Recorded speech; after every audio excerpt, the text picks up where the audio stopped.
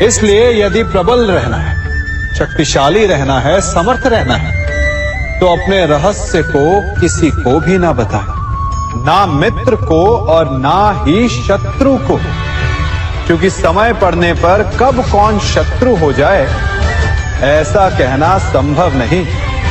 विभीषण को रावण के अमृत कुंड का ज्ञात था, इसीलिए प्रभु श्री राम रावण का वध करने में सफल हो सके। इसलिए उचित यही है कि आप अपने रहस्य को स्वयं तक ही सीमित रखें।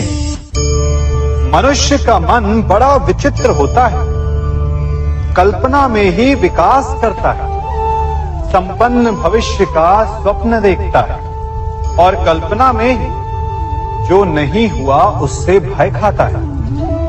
और यही भय मनुष्य का सबसे बड़ा शत्रु है।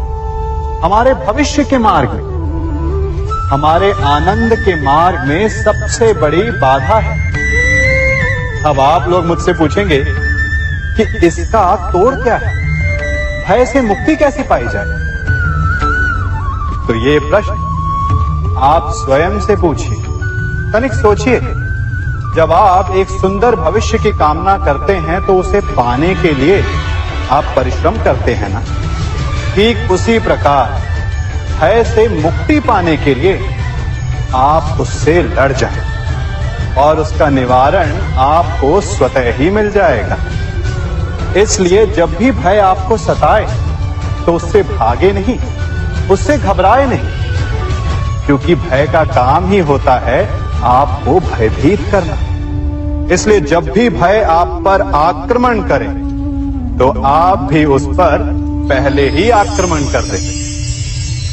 हम सब मित्रों के साथ रहना चाहते हैं, शत्रुओं से दूर रहना चाहते हैं। क्यों? क्योंकि हमें जीवन में आनंद पाना है, जीवन में आगे बढ़ना है, स्वयं को संपन्न देखना है। और यदि किसी से भी आप पूछेंगे कि जीवन में सफलता पाने के लिए सबसे अधिक आवश्यकता किसकी होती है, तो हर एक आपको लगभग एक ही उत्तर देगा। सफलता प्राप्त करने के लिए आपको सच्चे मित्रों की आवश्यकता होती है। परंतु यदि आपको और अधिक सफल होना है तो आपको केवल मित्रों की नहीं, शत्रु की अधिक आवश्यकता है। अब आप कहेंगे, ये मैंने कैसी बात कर दी? तनिक स्वयं सोचिए। जब भी संकट आता है तो मित्र क्या करते हैं? आपकी सहायता करने के लिए आपके साथ खड़े हो जाते हैं और संकट के समय में शत्रु और बड़ा संकट बनकर हमारे समक्ष खड़े हो जाते हैं। मित्र हमें सहायता देते हैं, अपनी शक्ति देते हैं, परंतु शत्रु आपके भीतर छिपी शक्ति को बाहर लाता है, आपको और अधिक बलवान बनाता है। संगति या साथ, मित्र और साथी मनुष्य के व्यक्तित्व के लिए सबसे महत्वपूर्ण होते हैं। अब आप कहेंगे, ये कैसे? मनुष्य अवश्य अपने व्यक्तित्व के लिए उत्तरदायी होता है, परंतु मनुष्य संगति में ना चाहते हुए भी उसका व्यक्तित्व संगत की भांति हो जाता है। इन पात्रों को देख रहे हैं, मध्य में जल रखा है, इसमें दूध है और इसमें मलिन कीचड़ रखा है। यदि मैं इस जल को इस दूध में मिलाता हूं तो ये जल दूध बन जाता है, और यदि इसी जल को इस मलिन कीचड़ में मिलाता हूं तो क्या हुआ? ये जल कीचड़ बन गया। ऐसी कोई युक्ति नहीं कि जल बिना घुले मिले दूध या कीचड़ में अपना अस्तित्व बनाए रखे या उनसे अलग रहे। और ठीक ऐसा ही मनुष्य के जीवन में भी होता है। यदि एक गुणहीन व्यक्ति गुणवानों की संगत में बैठे तो उसे भी गुणवान समझा जाता है, सम्मान का पात्र समझा जाता है, और यदि एक गुणवान व्यक्ति गुणहीनों की संगत में बैठे तो उसे भी तिरस्कार मिलता है। इसलिए अपने जीवन में सदैव संगति सोच समझकर सावधानी से चुनिएगा। कभी खेत में किसी किसान को खेती करते देखा है? वो उसे सींचता है, उसे जोतता है, पशु पक्षियों से खेत की फसल की रक्षा करता है, परंतु एक बात का वो सबसे विशेष ध्यान रखता है कि कहीं खेत में खरपतवार ना उग जाए, क्योंकि एक खरपतवार खेत की सारी फसल को नष्ट कर सकती है। ठीक उसी प्रकार यदि वंश की कोई संतान खोटी निकल जाती है तो वो समूचे वंश का सर्वनाश कर देती है। इसीलिए संतान के लालन पालन में विशेष ध्यान देना आवश्यक होता है, क्योंकि संतान वो फसल होती है जो वंश के आने वाले समय को महान बना सकती है या फिर वंश का पतन भी कर सकती है। मनुष्य भी बड़ा विचित्र प्राणी है। अपनों से नीचे के स्तर के लोगों को वो हे दृष्टि से देखता है, उनका उपहास उड़ाता है, उनसे बार बार कहता है कि तुम्हारा कुछ नहीं हो सकता, तुम भविष्य में कुछ नहीं कर पाओगे।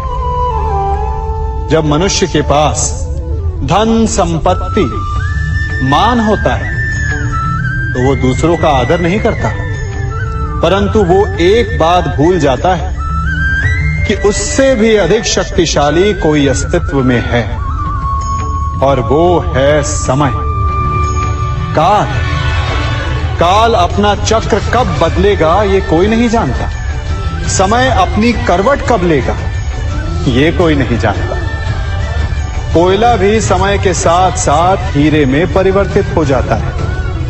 इसलिए जीवन में कभी भी किसी का भी उपहास नहीं उड़ाना चाहिए।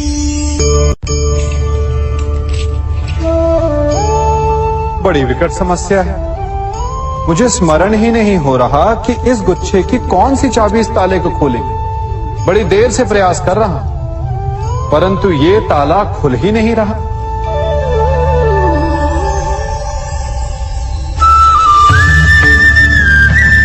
ऐसी परिस्थिति में आप क्या करेंगे? अधिकतर लोग ऐसी परिस्थिति में अपनी आशा खो बैठते हैं। उन्हें लगता है कि चाबी खो गई।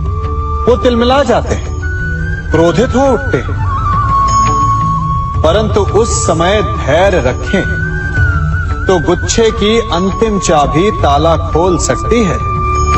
कुल्हाड़ी का अंतिम प्रहार वृक्ष को काट के गिरा देता है, परंतु क्या सत्य में कुल्हाड़ी का अंतिम प्रहार वृक्ष को काट के गिरा देता है? आपको आपका लक्ष्य दिला देता है? नहीं, आपका निरंतर प्रयत्न ही आपको सफलता दिलाता है। जब आपका मन निराश तो अपने कार्य में दुगनी उत्साह से जुट जाए, क्योंकि अनावरत बहता जल ही कठोर चट्टान को काट सकता है। सफलता का मूल है परिश्रम, प्रयास और आशा। मनुष्य का जीवन ऋतुओं के समान होता है। आज ग्रीष्म तो कल वर्षा, परसों शीत। तनिक संकट आया तो हम संयम खो बैठते हैं, तनिक ऋतु बदली तो हम अधीर हो जाते हैं। अपने आक्रोश में, अपने क्रोध में हम उनसे ही संबंध बिगाड़ लेते हैं जो हमारे अपने होते हैं। क्यों ऐसा होता है ना? हमें लगता है कि हमारे अपने फिर से मना लेंगे, परंतु स्मरण रखिए, सदा ऐसा करना संभव नहीं होता। सागर की उछलती लहरों को तट सहता है, और यदि तट ही टूट जाए तो बाढ़ आ जाती है। हमारे संबंध भी दूध की भांति होते हैं। दूध तपकर उबल सकता है, परंतु यदि उसमें खटास आ जाए तो वो फट भी जाते हैं। और फटे दूध को चाहे जितना मत लो उसमें से माखन नहीं निकलेगा।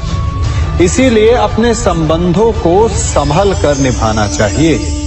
कभी चुंबक को देखा है कैसे वो लोहे की ओर आकर्षित होता है और कैसे वो लोहे को अपनी ओर आकर्षित करता है?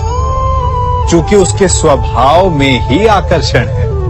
हम सबके भीतर भी एक ऐसा ही चुंबक होता है, विचार का चुंबक, जो सदा अपने ही जैसे विचारों को आकर्षित करता है। हम जो बोते हैं वही काटते हैं।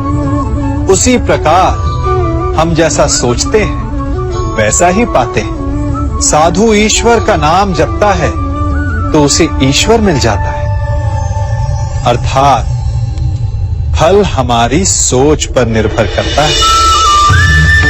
ओस की बूंद यदि केले के पत्ते पर गिरे तो वो कपूर बन जाती है, सीप में गिरे तो मोती, और यदि विषधर के मुख में गिरे तो विष।